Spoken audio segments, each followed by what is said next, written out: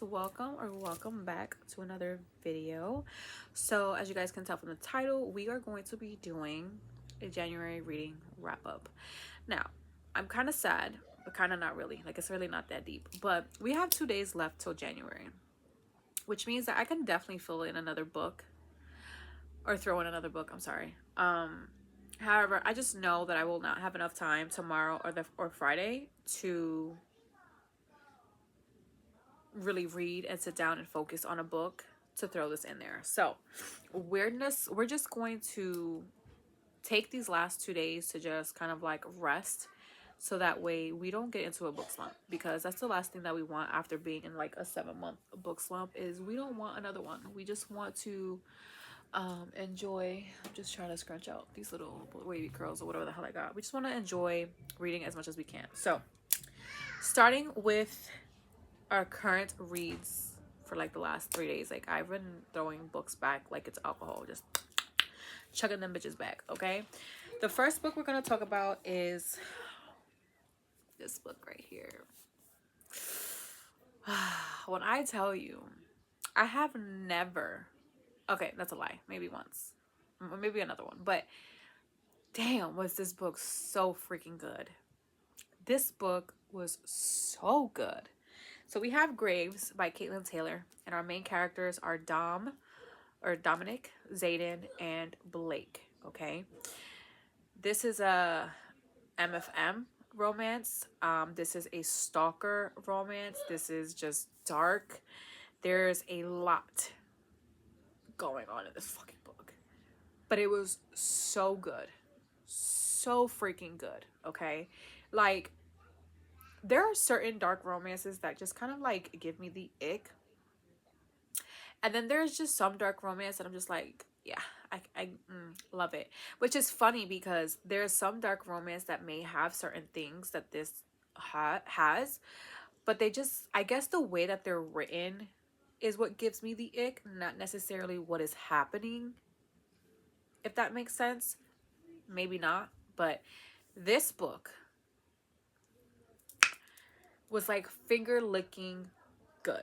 Okay, finger licking good. I rated this, I think, a 4.75 star. Obviously, with a book like this, check your trigger warnings. Do not go into a book like this blind. Please do not go. Let's just PSA, please. Can we just normalize not going into dark romance books blind and then complaining about them when you read them, that they were so horrible, they were so dark. Yeah, that's kind of the point. It's supposed to be dark. Like, do not come on this internet saying that, oh my god, all of these triggered me, if you know that you have a trigger and you just refuse to read the trigger warnings. Okay? Please, for the love of Jesus, please read your trigger warnings. Okay? Absolutely love this book. So if you want to know what it's about, quick overview. If you do not want to know too much and you want to kind of go into it blind, I would say just skip forward. I'm going to try to run through what it's about as quickly as possible, so you guys I don't spoil it for you guys, basically. So basically we have Xaden, who is our main stalker. Okay, he's kind of like, you think he's kind of like the main character, he's the star of the show here. No. We have Xaden. He is our stalker, and he basically follows Blake everywhere. Like, he knows where he lives. He kind of like breaks into her apartment, like everything. He knows the kind of music she likes. He knows who her friends are. He knows what things she likes to eat. Like, he just knows everything, right? So he ends up getting put into jail because he did something he wasn't supposed to do, being stupid and reckless. And he basically has his twin brother Dominic taken for him, basically. And Dominic wasn't supposed to do anything but just kind of fill in for him and just keep an eye on Blake. That was the only thing he had to do. And of course, that was just something that was impossible for him to do. And he started to talk to her, and they started to kind of date, and they were together, and like things just kind of went fast for Dom and Blake very quickly. He pretty much lies to her and tells her like, you know, he's the only kid and all of these things and blah blah blah, whatever. um then comes in Xaden, and Xaden makes an appearance in a very vile way. And again, she doesn't know that Xaden even exists, so you know, there's that. But yeah, he makes his appearance, and she's very obviously turned off by him, doesn't really like him, hates him, and you know, is calling him this and calling him that, and just like very turned off by him. But obviously slowly they start to build some kind of relationship and all of these things. Now very soon do they become something. Okay, all three of them. It's very just like, I kind of like the both of y'all, I kind of want to be with the both of y'all, but that is not just it. There's a plot. Okay, there's a guy that they are trying to keep her safe from, and we kind of find out why this guy is kind of after him or them, and you kind of find out um his motive. And when you find that out, you're just kind of like, wow, that's crazy. But yeah, there, this is the epitome of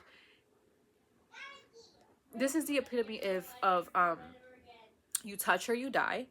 This is also the epitome of who've done it. Tell me who done it. Okay.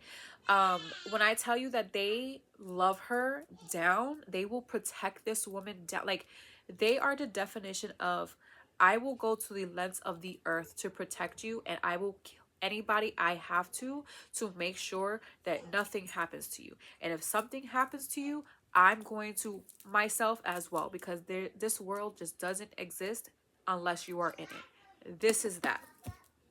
This is that. You guys, I made a list of he's a 10, but, and when I tell you half of that list is all of Xaden's, I, in the beginning, wasn't a fan of Xaden. I wasn't a fan of Xaden, but then he grew on me. He is funny, okay? And if you are a person that enjoys dark humor, then you will understand the humor behind his funny, okay? If you don't like dark humor, you would not understand his funny. But I absolutely love dark humor, so I understood his funny. But this was Chef's Kiss. I absolutely, absolutely, absolutely devoured it. This book definitely altered my brain. Altered my brain. This book did something to me. I don't know what, but it did something to me. Next, we have Force of Gravity, which I read on my Kindle, and this follows Elijah and Kaylee. Now, this book is a forbidden romance. We have a teacher-student romance. However, she is of age. I like to put that in there because I know a lot of people, for one, don't like a lot of forbidden romances, don't like a lot of taboo romances, and I think a lot of people also don't like romances where, like, she's the FMC is in high school. However, she is 18 years old and going to be graduating. So, and he's very young. He's like 25, I think. So, pretty young. Like, he's not super far out there. I mean, the situation is very much forbidden as far as the age. I mean, they're pretty like right there, if you ask me. But anyways, we have Elijah and Kaylee. Elijah is our math teacher and Kaylee is our student of interest. And basically, Elijah comes in about almost halfway through the school year as their math teacher, and immediately they have this spark, this connection, something between the two of them, and they know that it's there. And obviously, you know, she thinks that, you know, she's just kind of like lusting over him, like just a regular school crush. Mind you, she does have a boyfriend, and yeah, just, it's a mess. Them two are just a mess. He is definitely, I do have to say, him and her friend group is definitely walking red flags. Like, I just did not like her friends at all. They were very like pushy, very judgy. They kind of made her like force her to do things that she didn't want to do, and she just kind of would do it just to kind of like avoid arguing with them, because if she wanted to do something for herself, they would judge her for it. They would like complain and get mad, and I was just like, absolutely fucking not. But yeah, so they were interested in each other, and obviously this is more forbidden and everything like that. And you guys, the ending of this book, when I tell you, I have never in the amount of years that I have been reading, I have never kicked my feet the way that I kicked my feet with this book. Listen, if there were hissing cockroaches, best believe all of them were dead. Because the way that he came in the ending and just said, fuck it. I don't give a shit about my career. I don't care about what happens. Like, your minds, and I'm gonna make sure everyone knows your mind, and I don't give a fuck who sees. That is the energy I'm on. That is the energy that I'm on. It gives very much, if he wants to, he would. And that's the energy that I feel like a lot of teacher student romances are pretty much the same. The only thing that's different is kind of like the plot or how things happen and where things steer and things of that sort. So, I mean, if you like that kind of stuff, I would definitely recommend reading this book. I read like 3 teacher student books this month, which is fucking crazy. And they were all different in their own way. And I ate each and every one of them up. So, but I feel like this one was more of my favorite, specifically because of the way that he just swooped up in there and like had no care in the world what happened to his career. He needed his girl. He wanted her. Like, there was no way he was about to lose her the way that he thought he was going to lose her. And I love that. Next, we have Someday Never Came. You guys, this one definitely made me cry the hardest this month. I've cried. I've cried many times. I've cried many times in books. When I tell you, this one made me cry for an hour, maybe close to an hour and a half, and I had a headache afterwards. This was soul crushing. This was heartbreaking. This was, if you need to cry, if you want a book that's going to just give you your feels, this is that book, okay? This is the book. There is no happily ever after, so please do not expect that. You will cry. You will cry. You will feel heartbroken. You would feel like everything you thought they worked so hard for was pointless, but you will cry. However, if you look at it from this point of view, in a point of view of someone who is damaged goods, there's nothing good for him. There's nothing good to him. He knows for a fact that he can never give you what you're looking for. No matter how much he loves you, he is willing to do whatever it takes to make sure he doesn't cause any trauma to you. And if you can't look at this book in that sort of way, then you are not mature enough to understand this book or read this book. I know that the things that happen in this book, if you decide to read it, feels like a punch in the gut. But as an adult woman who would want a man to make sure he puts me and my mental first, knowing that his mental is not where I need it to be, that's all I could ask for. And he was the epitome of a man who knows that no matter how much he wants her, he will never bring her down to the space that he is in mentally and destroy her and make her pick up those pieces by herself. That is all I'm saying. This was such a beautiful book. Yes, the way that it starts out, it's a little bit rocky. Because she hasn't heard from, I don't even know if I told you the people. We have Serena and Jensen, okay? Jensen and Serena were best friends. And Jensen became a very quick alcoholic. He was 2 years older than Serena. Him, and there was another guy, I forget his name. I think it was, oh, I can't remember his name. But we have another guy who was also best friends with Jensen and Serena. And they were 2 years older than her. And they just met one day on the beach. They just met one day on the beach, and they became best friends very quickly. He becomes an alcoholic, and when he becomes drunk, he just becomes this monster of a person. Like, he's very just vile to be around, and he refused to be around Serena when he was in that state. But because he felt like he was always in that state, he had to kind of just leave her. And what he did was put himself into the military. He signed himself away to the military, and what he did was kind of cowardly because he never told her. He just kind of signed himself away and he just dipped. And the other friend, I forget his freaking name, but I loved him, he basically had to tell her what was happening. And for 10 years they didn't speak, they didn't know of each other, or like she didn't know where he was or what was happening or if he was okay, if he was alive, nothing. All she knew was that he was gone.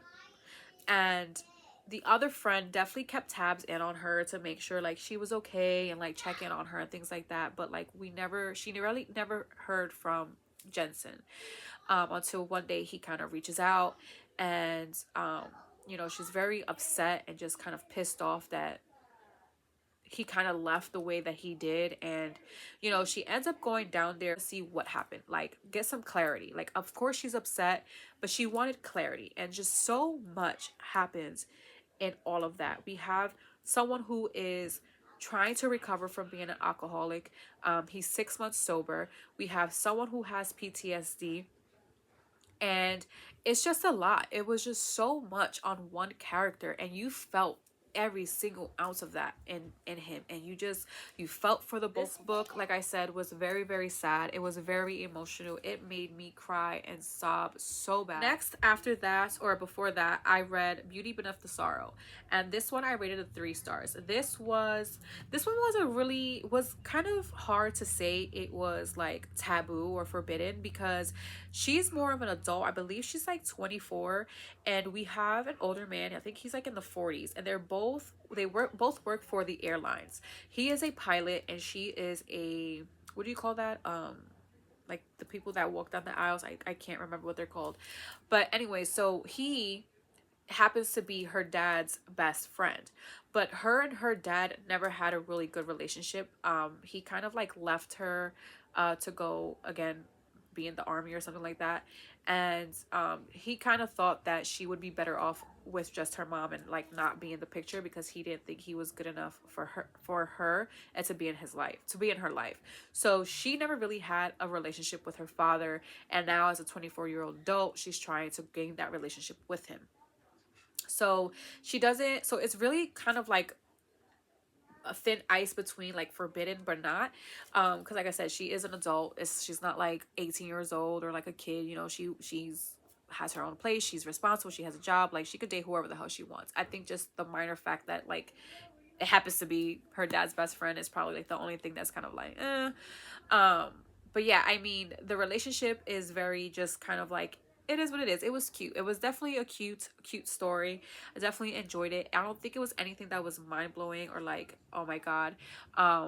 It was one of those situations where like she was very kind of against it, because she feels like people need to just date people who are in their decade, like her mom is dating someone that's like twice as old as her dad is dating someone that's kind of like her age, and she just feels like this is just not right. And having feelings for someone who's in their 40s and she's in her 20s, like she just feels like this is wrong.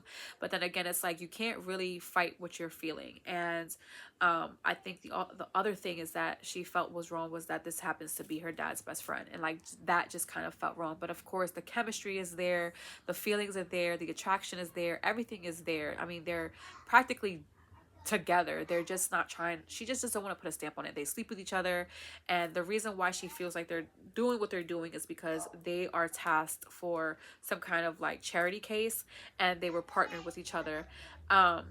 So she feels like the only reason why things are happening the way that they're happening is due to the fact that they have to do these things for this charity event. And she's very like, after this thing happens, she's very like, okay, well, it was good being partners with you and blah blah blah, like just very kind of like trying to shove it off her shoulders, because she doesn't want to be hurt, of course. And he's just like, absolutely not. And of course, like I said, the story goes on, and the typical, fighting for her, like I'm not gonna let you go thing, and like, being depressed and blah blah blah, like that kind of sort of thing, takes place. But like, again, it was a really good story. I definitely enjoyed it.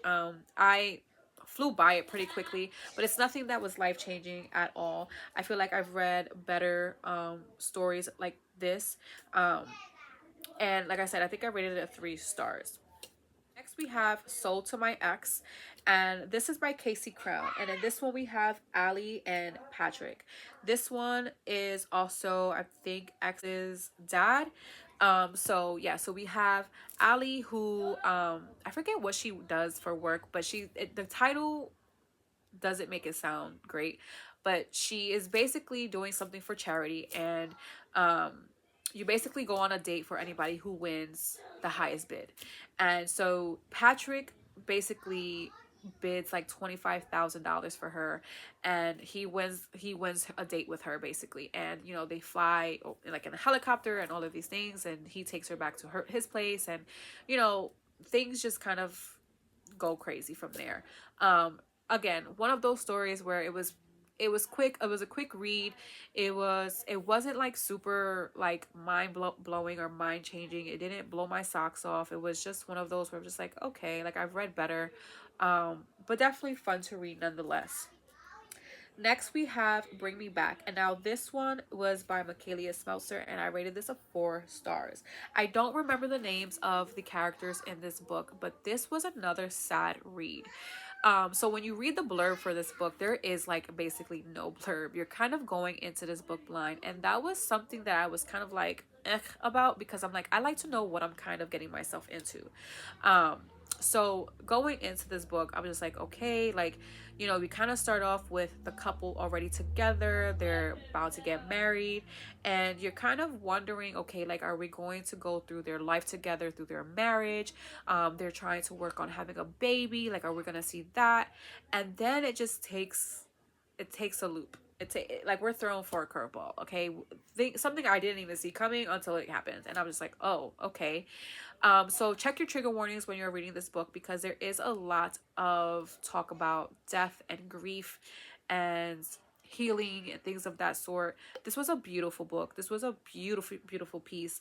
And I definitely think that this is one of those books that I want to have on my shelf, because this book was just healing for me. It made me feel seen. It made me feel understanding, even though I didn't really go through the things that she went through when it comes to who she's grieving. The grieving process, I feel like, is all the same for anybody. And it just made me feel seen, and it made me feel understood that, like, okay, we all go through these things. And sometimes it's different for everybody, the way that the grieving process looks, but the grieving steps and like what it looks like is all the same for everybody. Like, we all go through the same kind of grieving steps. We may grieve differently, but it's all with all in all the same.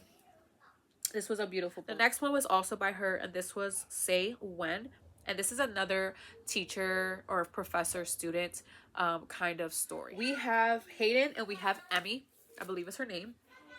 Emmy is a high school graduate, and she is going away to college. She's supposed to be going to college with her friends, with one of her best friends.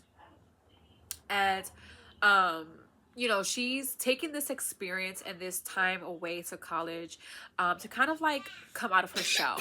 She's very like goody two shoes, very much like draw color in the lines kind of person.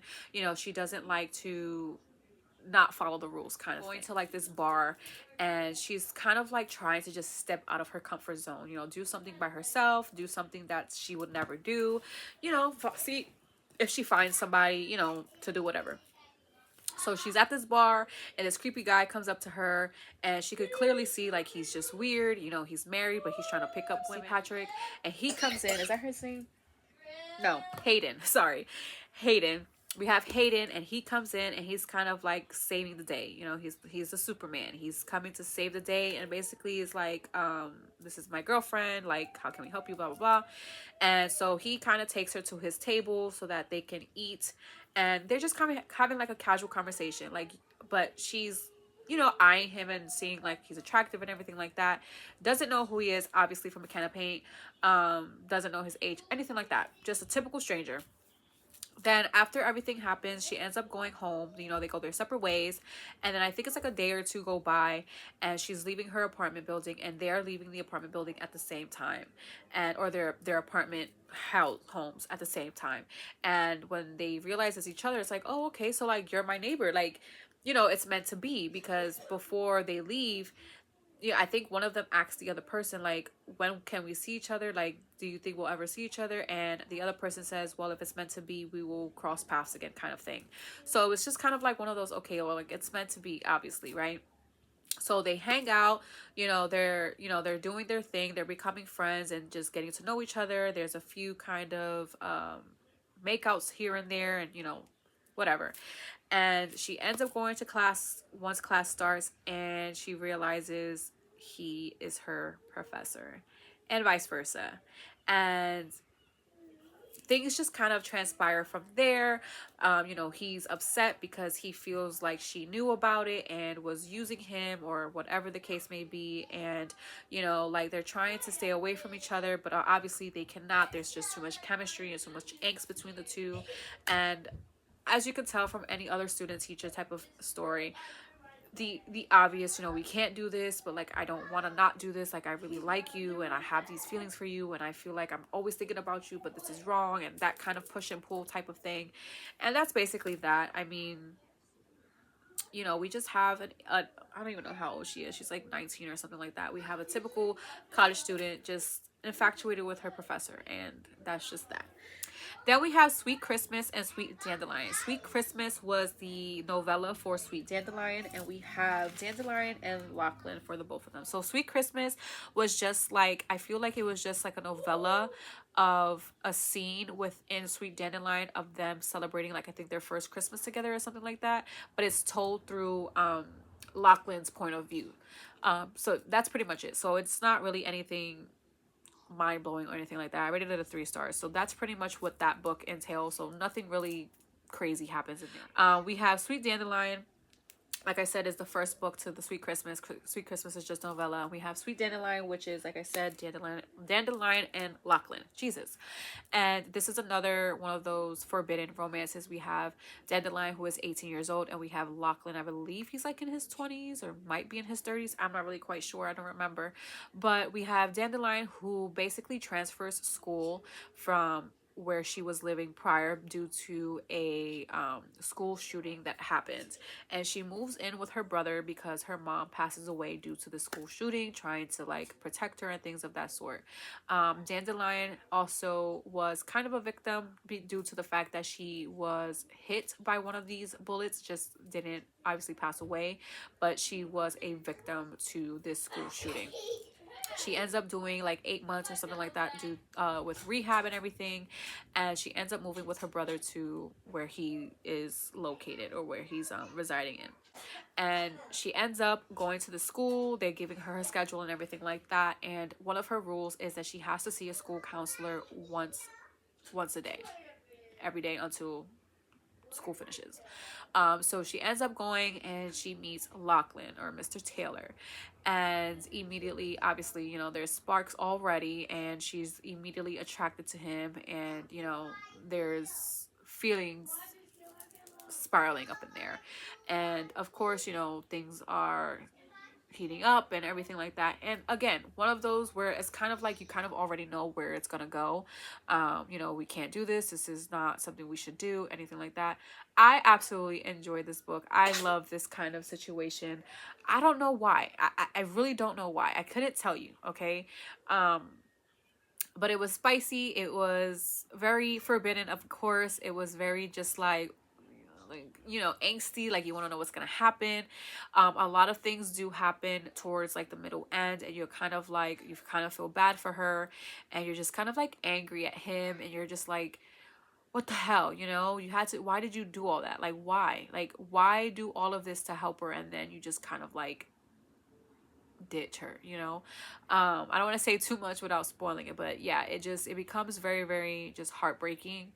And eventually, you know, she gets what she wants. She gets her happily ever after. Her brother is definitely funny. I love her brother, and just his demeanor and like his attitude is just hilarious, and I enjoy it. Forever Yours by CJ Wells, and this is a book that I rated a 4 stars. And this one, we have Taj Presley, and I think the other character is Tommy. So this one, you guys, is so much drama. Like, this book is full of just drama, and I ate it the fuck up. I rated it a 4 stars. I definitely did. There is a book.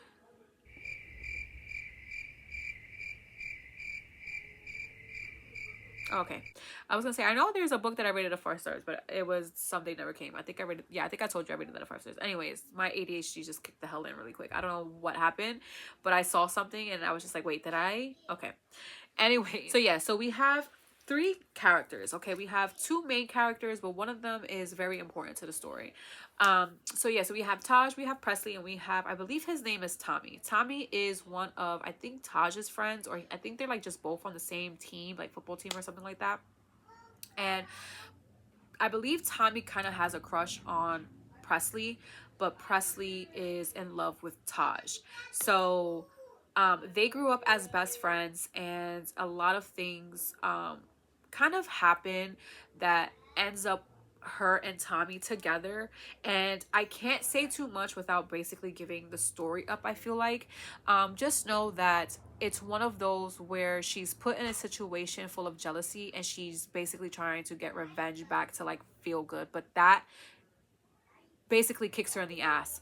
And things just end up going down, spiraling from there. However, I do have to say though, she has one of the most supportive families in books that I've ever read with this kind of situation. Like, best families, such good support. Like, they support her down bad, and I love that. But yeah, just so much happens, so much transpire. There's a lot about grief as well. Well, not a lot, but there is grief in there. Some things do happen that just you do not expect, you did not expect that at all. And yeah, a lot of stuff happens in this book, you guys. This book is definitely one of those that is just full of drama, and you're just like, what the fuck? And like, you're just all over the place, you guys. Like, you're all over the place. But this was a very, very good book as well.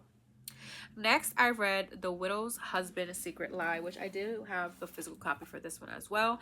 I rated this at 3 stars. This was one of those that I feel like it's a really good book if you just want something to like give you a palate cleanser, if you want to just read something really quick. It's less than 150 pages. This book was confusing. Definitely confusing. I was confused. But like, not in a bad way. I was just, there was just I mean, twist after twist after twist. I was like, what is going on? What is going on? But yeah, I did enjoy this book. It was definitely fast paced. I don't think it's something that's like mind blowing, but I think that it's definitely a good book to like just get you through the day. Like I said, if you want something to give you a palate cleanser, um yeah, this is something that you can throw in there. Yeah, and like I said, short chapters, fast paced. I mean, there's really nothing like crazy to say about it. Lastly, we have Crossroads by Daphne Perry. And this one, I don't remember her name. I just know that his name is West Haven because the ranch is based off of him. And we have, again, I don't remember her name. If I can find her name, I will throw her name somewhere in here. So we have West and we have our FMC. Now, this book, you guys, I rated it at 3 stars, I believe. I was not mind blown or obsessed with this book at all, which is kind of sucky because I know the second book came out like a few months ago and I really wanted to read that book, but I know that there was this one and I'm just like, okay, like I'll read the first one. I think that they're interconnected standalone, so you could read either one. I don't think they have anything to do with each other. They're just both based off of different brothers. Book, I just wasn't a fan. I didn't really care too much about it. Like, I felt like it was very underwhelming, honestly. The plot was just kind of like, it felt a little flat for me. Basically, we have the female character. She comes back to this ranch that she basically like not really grew up on, but she visited every summer with her dad and her mom, and she became really good friends with West. And slowly, started to have feelings for him, and they were kind of like something, years ago, and then like something happened to her where they just kind of went their own ways, and he never heard from her ever again, up until she ends up coming back to this ranch, and makes a deal with her dad, and her dad sells the ranch to her, and she is starting to do all of these things to fix this ranch up, to bring back income, and do all of these things that she feels like she needs to do to bring the spark back to this ranch, because his dad, Wes's dad, just really made the ranch go to shit, and Wes is just not happy about it. Like, he's just not happy about it. He's like, why couldn't you just sell the ranch to me? Like, what couldn't I do that she's doing? And like all of these things, and obviously there's way more that goes into behind the scenes of that, but yeah, like it was mediocre. It was fine. It wasn't anything mind-blowing. It didn't knock my socks off. I didn't really care for the both of them. I think that they were both just really immature, and especially him, he just pissed me off and irritated me. And I feel like she was just kind of like a bitch sometimes, and I'm just like, okay, like I don't know, like they just kind of annoyed me, and I was just like, I just need to finish the story and finish up the story and just get over with it. But yeah, that's pretty much, those are all the books that I read this month. Like I said, a lot of the books that I read this month with pretty much 3 stars, and then I have like maybe 4 books that were like 4 stars, and like 1 book that was 5 stars. I don't even know if I did that math right. But not a lot of like great reads this month. Definitely some that were better than others, and some that I just like, oh, I'm obsessed with, and I love the storyline and everything like that. So yeah, that is pretty much it. Hope you guys enjoyed. I would love to hear more about you guys's reading journey this month, and like how many books you guys read, what were your top favorite books that you read this month,